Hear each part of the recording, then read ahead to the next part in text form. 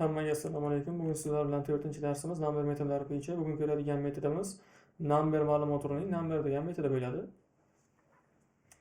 Ya'ni number metodi bu JavaScriptdagi konstruktor bo'lib, turli xil qiymatlarni raqamga number tipiga o'zgartirishga ishlatiladi, o'zgartirish maqsadida ishlatiladi. Asosiy sintaksi number funksiyasi chaqiriladi va value qiymat berib yuboriladi value sifatida. Misol string yoki boolean har qanday ma'lumot turi bo'lishi mumkin. Natijada number qaytadi yoki not a number xatoligini qaytaradi. Birinchi misolni sinab ko'ramiz. Buni ko'proq qilib olaman. Bu yerga tashlayman. Bu yerga result o'zgaruvchi e'lon qilingan va number funksiyasi chaqirilib, ichiga qo'sh tirnoqcha 42 berib yuborilgan. Ya'ni qo'sh tirnoqchadagi har qanday ma'lumot turi string hisoblanadi. Har qanday raqam, son, true, false bo'lsa ham, uni birinchi tekshirib ko'ramiz. Misol uchun number funksiyasini o'chirib tashladim va 42 ni o'zini qoldirdim. String qo'sh tirnoqchadagi not numbers.gs deb ishlatib ko'ramiz. Bu yerda 42 ya'ni oq rangda chiqyapti. Buni type of tekshirishimiz mumkin, buni stringligini. Ya'ni bu VS Code terminali stringni oq rangda chiqaradi, numberni sarg'ichroq mana bu rangda chiqaradi. Misol uchun ishlatib ko'radigan bo'lsak, string chiqyapti. Ya'ni bu yerda oddiy qo'sh tirnoqchadagi raqam bo'lsa ham type of string. Buni numberni ichiga oladigan bo'lsak, number degan konstruktorni chaqirib, buni ichida yozadigan bo'lsak,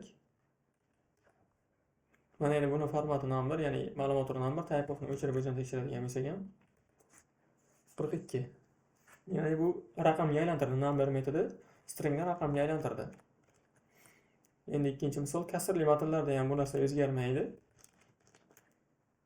Xuddi o'zida ishlayveradi. Resultiga o'zgaruvchi e'lon qilingan number funksiyasi ishlatilgani va 3.4 o'nli kasr ko'rinishida berilgan konsolga result o'zgaruvchisi chiqarilgan. Ishlatib ko'radigan bo'lsak, 3.4 hech qanaqa xatolik qaytarmaydi. Uchinchi misol, noto'g'ri matn hisoblansa, buni kommentariya qilaman.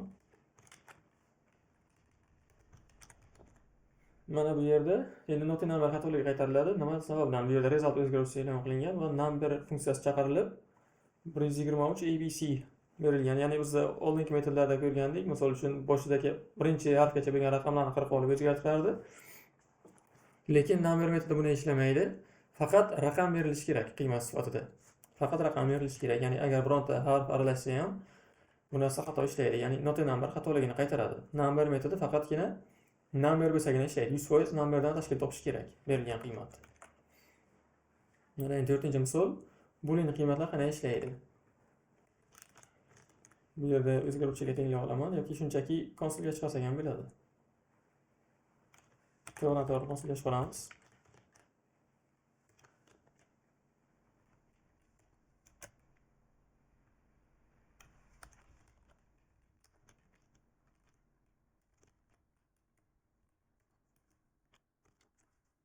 Konsolga chiqaryapmiz. Number funksiyasi chaqirilgan va ichiga qiymat sifatida true berib bo'lgan. JavaScriptga true bu 1 ni bildiradi, false esa 0 ni bildiradi. Ya'ni buni number metodi bemalol number tipiga o'zgartirib oladi. JavaScriptdagi number konstruktori true yoki false ni number qiymatiga o'zgartirib oladi. Number ma'lumot turiga o'zgartirib oladi bemalol. Ya'ni true ni 1 sifatida ko'radi, false ni 0 sifatida ko'radi. Hech qanaqa ma'lumot tug'dirmaydi. Va null va undefined deb berib yuboramiz qiymat sifatida. Buni kommentariya qilaman. Konsolga chiqaraman to'g'ri.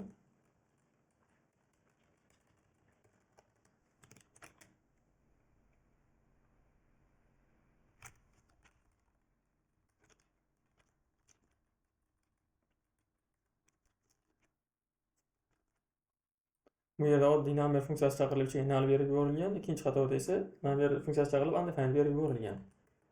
Ishga tushiramiz. Null bizda 0 qaytaradi, undefined lekin not a number xatoligini qaytaradi.